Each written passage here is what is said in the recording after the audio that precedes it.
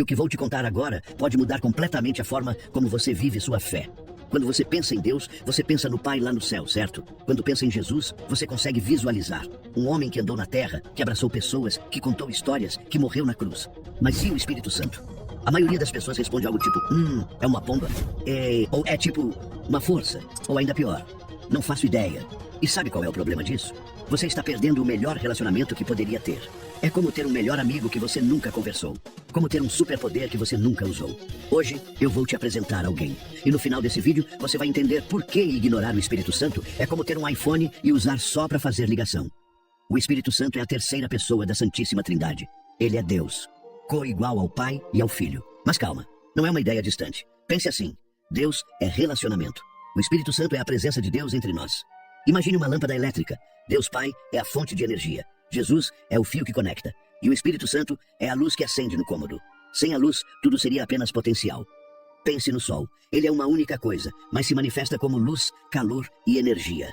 O Pai, o Filho e o Espírito Santo são três manifestações distintas, mas uma única essência divina. Quando a Bíblia diz que mentir ao Espírito Santo é mentir a Deus, a mensagem é clara. Ele não é um anjo, um conceito, não é um algo. Ele não é uma força impessoal, nem um vento sem rosto. Em Atos 5, 3, 4, tem uma história pesada. Um casal chamado Ananias e Safira mente sobre uma oferta. Pedro o confronta e diz, Ananias, por que deixastes que Satanás enchesse o teu coração para que mentisses ao Espírito Santo? Não mentiste aos homens, mas a Deus.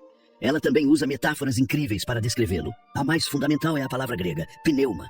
Pneuma significa vento ou sopro. Ele é invisível, mas seus efeitos são inegáveis. É o sopro de Deus que deu vida a Adão e que te dá vida espiritual.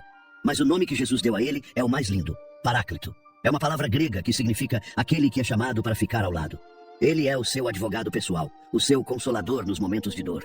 E ele é o fogo que não destrói, mas que purifica o seu interior e te dá poder para agir. Mas o que ele faz na prática? Como ele afeta a sua vida? Esqueça a teologia complicada. Pense nisto como o seu GPS espiritual. Primeiro, ele convence. Ele é a sua bússola moral. Ele não aponta o dedo para te condenar, mas te mostra o caminho certo, te convencendo do que é pecado, justiça e juízo. Ele te dá o desejo de ser melhor. Segundo, ele guia e ensina. A Bíblia pode ser confusa, mas o Espírito Santo é o seu tradutor pessoal. Sabe quando você lê a Bíblia e de repente parece que as palavras saltam da página? Quando um versículo que você já leu 1000 vezes finalmente faz sentido? Isso é o Espírito Santo trabalhando. Ele pega o ensinamento de Jesus e o transforma em um manual de vida que faz sentido para você. Ele te guia nas suas decisões mais complexas. O Espírito Santo é como aquele professor incrível que não só te dá a matéria, mas faz você entender de verdade. Ele pega as verdades sobre Jesus e faz elas se tornarem reais para você. Terceiro, e talvez o mais radical, ele habita. Ele não faz uma visita de cortesia, ele mora em você. A partir do momento que você o recebe, seu corpo se torna o templo do Espírito Santo. Isso significa que onde quer que você vá, o poder e a presença de Deus estão com você. Quarto, ele intercede. Você já quis orar, mas as palavras simplesmente sumiram? O Espírito Santo ora por você, com gemidos inexprimíveis.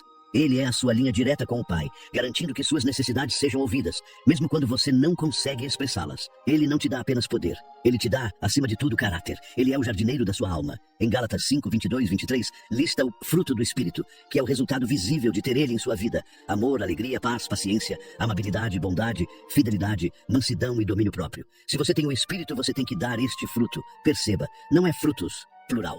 É fruto, singular. É um pacote completo que o Espírito produz em você quando você deixa ele trabalhar. É tipo plantar uma semente de macieira. Você não precisa fabricar as maçãs. Você só precisa regar, cuidar e deixar a árvore fazer o que ela foi criada para fazer. E por fim, a capacitação, os dons espirituais. Ele te dá superpoderes espirituais. Não para você se exibir, mas para servir e edificar o próximo. Seja operar em dons espirituais, profecias, curas, línguas, interpretação, ensino. Discernir entre verdade e mentira, consolar alguém com as palavras certas. Ele te equipa para a missão. Em Atos 1:8, Jesus promete que os discípulos receberão poder através da vinda do Espírito Santo, capacitando-os a serem suas testemunhas. Como você pode conhecer o Espírito Santo pessoalmente? Aqui está a parte que muitos cristãos não entendem. Você pode ter o Espírito Santo morando em você, sem ter um relacionamento com ele. É tipo ter um companheiro de quarto que você ignora completamente. Ele mora lá, mas vocês não conversam. Então como você desenvolve esse relacionamento? Passo 1.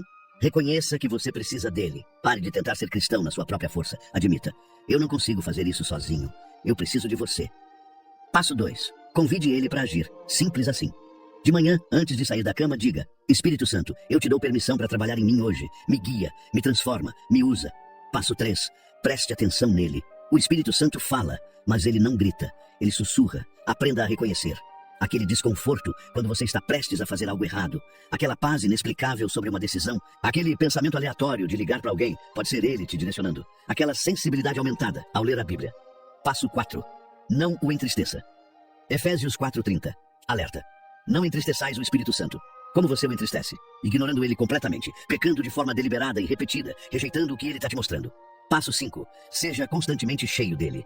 Efésios 5:18 diz: enchei-vos do Espírito. No grego, esse verbo está no tempo presente contínuo. Não é seja cheio uma vez, é continue sendo cheio. Como? Adoração, oração, palavra, obediência, comunhão. Quanto mais você se expõe à presença de Deus, mais o Espírito Santo enche cada parte de você. Ele é o elo que conecta a fé que você diz ter com a vida que você realmente vive. Ele é a ponte entre o céu e a sua realidade. Então quem é o Espírito Santo? Ele é Deus, vivendo em você, transformando você, te capacitando. Ele é o seu consolador nos momentos mais sombrios. Ele é o seu guia nas decisões mais complexas. Ele é o poder que transforma o seu caráter. Ele é a presença constante de Jesus na sua vida. Ele é a diferença entre religião morta e relacionamento vivo. Ele é o segredo para você viver a vida cristã de verdade. E aqui está meu desafio para você. Pelos próximos 7 dias, antes de fazer qualquer coisa, pare e diga: Espírito Santo, eu te convido para esse momento. Me guia, me mostra o que fazer, me enche. E presta atenção no que acontece. Você vai começar a notar coisas que nunca notou. Vai sentir convicções que não tinha antes. Vai ter ideias que não são suas. Vai ter força que não vem de você. Então pare de tratá-lo como um conceito. Busque-o como uma pessoa. Peça a ele para te guiar hoje. Pare de tratá-lo como um conceito. Busque-o como uma pessoa.